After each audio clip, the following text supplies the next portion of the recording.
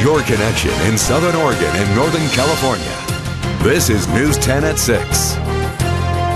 Good evening, I'm Trish Close. I'm Rick Tillery. Thanks for joining us. Jackson County leaders are continuing budget talks today, figuring out how to fill a $6 million budget deficit. Those leaders heard from different departments today, including nonprofits worried they won't have enough money to help the community. News 10's Whitney Clark has more in tonight's top story at 6. A room full of people at a county budget hearing, sitting in for the children and the needy who can't speak for themselves. We are fighting for our lives right now with county funding. Local nonprofits fighting for about $360,000 in funds, a proposed 15% cut from last year. The money goes to county health and human service groups like the Children's Advocacy Center and ACCESS. While the group says it's not much, they use it to get federal funds. They're worried the proposed cuts could end up even deeper. For CASA, losing county money would mean having to stop helping more than 100 kids.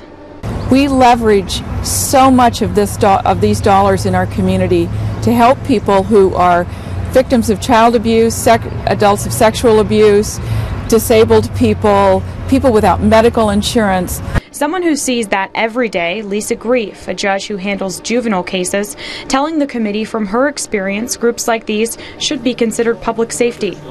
As a judge, if these programs are not funded at an adequate level, the effects will be far-reaching. They'll go way beyond just my office.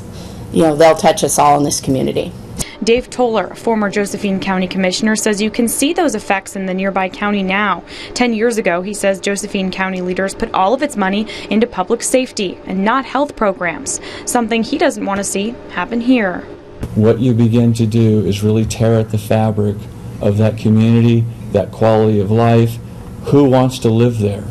All of the nonprofits say they know the committee is facing tough times and appreciate its help, now waiting for a decision.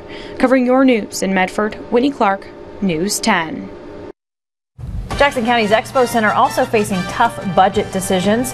This morning, the Jackson County Budget Committee heard from the Expo and its budget plans for the year. County hoping it will be self-sufficient after the first 3 months of the fiscal year. While the Expo makes about half of its money from the fair every summer, it's hoping to bring in more funds with different events.